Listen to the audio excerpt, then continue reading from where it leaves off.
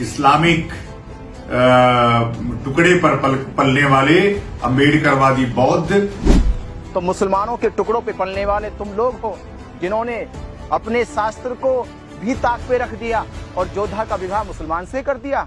अम्बेडकरवादी बौद्धों, तुम कुछ भी बोलने से पहले इतिहास पढ़ो। सिद्धनाथ का मंदिर तब भी था जब बुद्ध के बाप के बाप के बाप भी पैदा नहीं हुए थे। तो इसलिए इस्लामिक टुकड़े पर पलने वाले अम्बेडकरवादी बौद्ध, तुम लोग हिंदू समाज को टारगेट करना बंद करो। स्वामी जी, आपने हिंदू विश्व परिषद में एक छात्र का काम किया, विद्या हासिल नहीं करी। आपने लड़ाई, दंगे, झगड़े ये सीखे, पर शास्त्र की शिक्षा नहीं सीखी। अगर शास्त्र की शिक्षा सीख जाते तो आपको ज्ञात होता कि मुसलमानों के चंदे पर, मुसलमानों की मेहरबानी पर, मुसलमानों की रिश्तेदारी किन्होंने बनाई है। याद करो शिरडी साईं को। शिरडी साईं के नाम पर कौन खाता है? पूरा हिंदू समाज शिरडी साईं के मंदिर बनाकर उनके नाम पर चंदा खाता है, उनके रहमो करम की रोटियां खाता है। कौन शिरडी साईं? वो शिरडी साईं जो चांद मियां के नाम से एक डकैत था।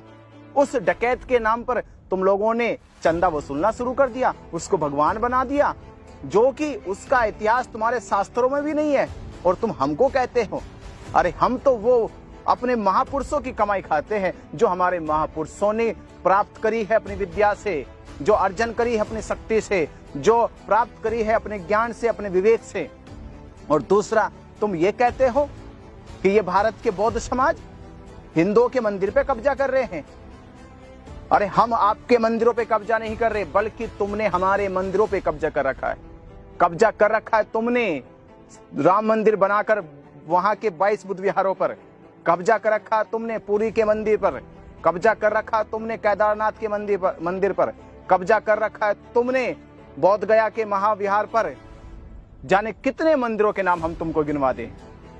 हम तो वो मार्ग पे चलने वाले थे जहां मैत्री सिखाई जाती है, जहां प्रेम सिखाया जाता है, जहां भाईचारा सिखाया जाता है।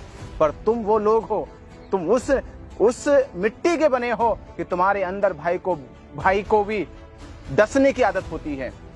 तुमने तो शास्त्रों में अपने भाई को नहीं छोड़ा, अपने रिश्तेदारों को नहीं छोड़ा। तो मुसलमानों के टुकड़ों पे पलने वाले तुम लोग हो जिन्होंने अपने शास्त्र को भी ताक पे रख दिया और जोधा का विवाह मुसलमान से कर दिया। अकबर के दरबार में तुम वहां पर हाजिरी लगाने लगे, मुनीमगिरी करने लगे और हमें सिखाने चले हो। और हमें कहते हो, अरे हम तो वो है जब हमारी कलम चली तो अपना संविधान अलग बना डाला। और आज तुम हमें अकल सिखा रहे हो, हमें ज्ञान दे रहे हो। ज्ञान सीखो बुद्ध से। और बुद्ध का वो चक्र जब चला तो पूरे भारत में नहीं, पूरी दुनिया के अंदर उनकी करुणा में मैत्री शिक्षाएं लोगों तक पहुंच गई।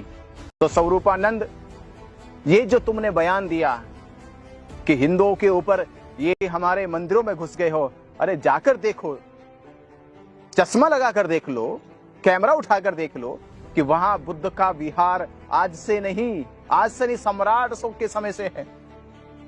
सम्राट अशोक के समय से लगातार समय समय पर जितने बौद्ध राजा आए, बौद्ध राजाओं ने उस बुद्ध विहार को विकसित करने का काम किया है।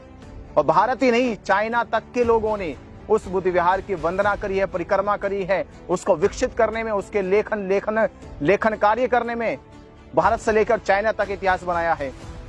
तुम्हारे शास्त्रों में कहां लिखा महाबोधि महाविहार का जिक्र? तो महाबोधि महाविहार बौद्धों का है और बौद्धों को यह विहार अब मिलना चाहिए। तुम अपने राम मंदिर में रहो, विष्णु मंदिर में रहो, वृंदावन के कृष्ण मंदिर में रहो। और एक बात ध्यान रखिएगा, मैं पूरे बहुजन समाज से, पूरे बौद्ध समाज से कह रहा हूं कि वो इतिहास था जब हमसे हमारे हक अधिकार छीनने के लिए हमें शिक्षा से वंचित रखा गया, हमें समाज में बोलने से रोका गया। पर आज वो बाबा साहब का संविधान है जिसने हमें बोलने का हक दिया है, लड़ने का हक दिया, अपने अधिकार मांगने का हक दिया है। अब हम वो लेकर रहेंगे और ना हम पीछे हटने वाले हैं, ना डरने वाले हैं। जब तक हमें हमारा महाबोधि महाविहार ना मिल जाए, तब तक हम ये लड़ाई जारी रखेंगे। नमो बुद्ध।